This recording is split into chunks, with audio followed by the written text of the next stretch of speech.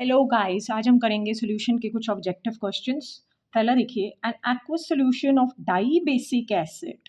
तो यहाँ पे याद रखिए कौन सा एसिड है, डाई बेसिक, यानी कि जो 2H पॉजिटिव दे सकता है सॉल्यूशन में।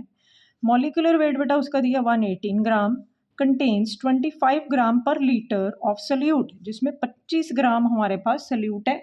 और कितने लीटर से हमारे पास वॉल्यूम कितना होगा बेटा, 1 litre. has a density of 1.0077 gram per cc.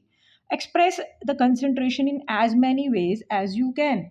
यानी कि जितने भी तरीके से हम कंसंट्रेशन टर्म्स में एक्सप्रेस कर सकते हैं, इसको करना है।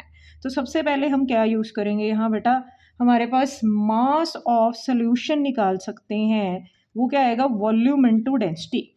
तो पर सीसी है तो वॉल्यूम कितना आ जाएगा, 1000। डेंसिटी है बेटा 1.0077। तो यहाँ से मेरे पास आ जाएगा मास ऑफ सॉल्यूशन।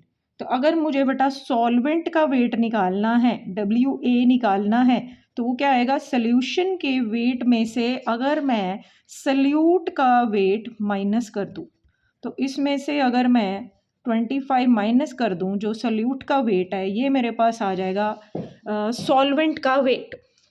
ठीक है जी, ये बेटा मेरे पास आ गया सॉल्वेंट का वेट।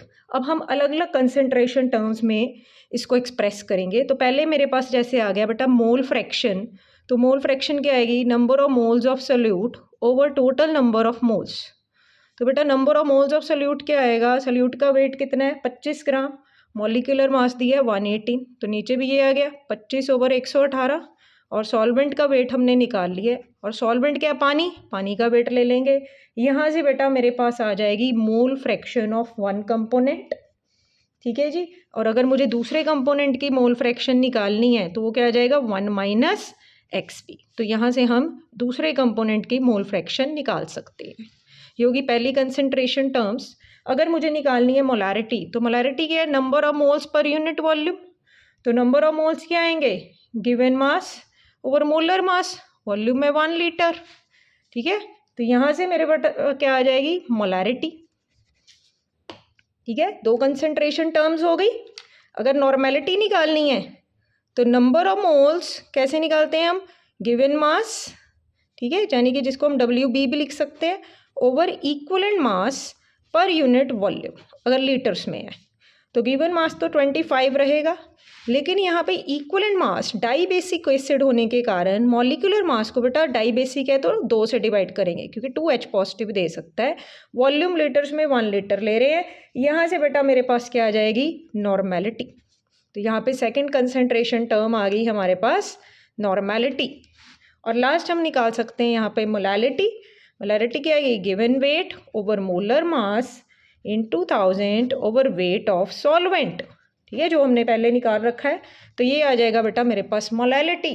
तो ये अलग अलग कंसंट्रेशन टर्म्स में हम इसको एक्सप्रेस कर दिया है।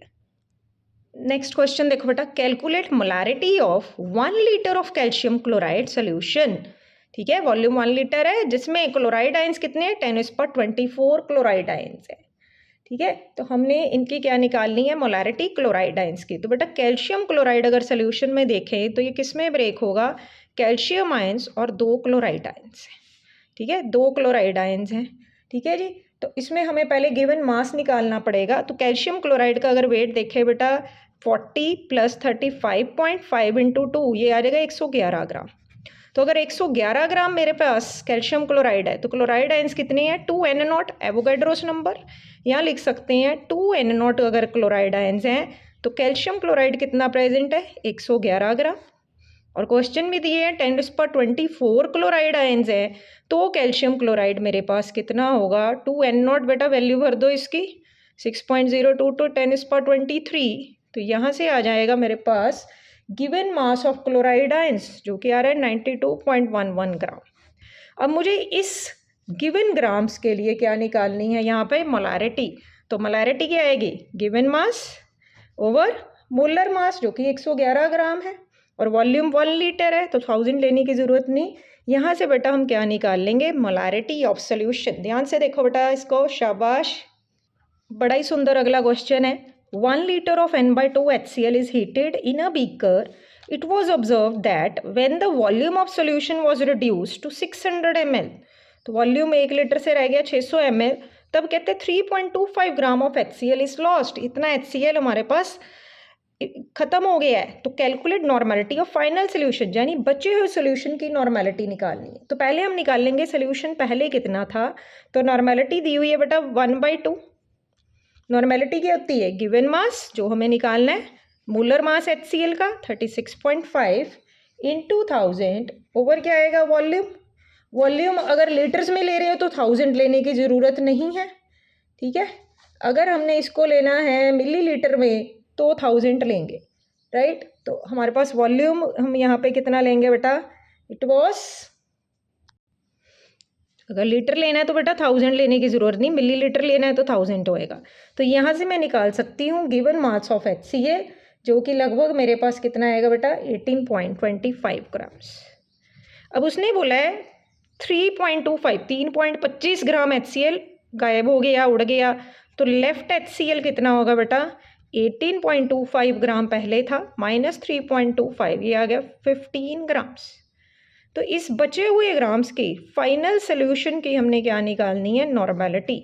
तो नॉर्मेलिटी क्या आएगी, given mass, number of moles चाहिए ना, ओवर मोलर मास, ठीक है, इनटू 1000।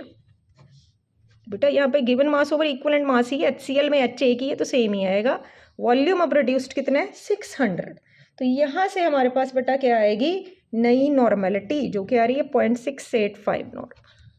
देखो इसको ध्यान से बेटा, शाबाश।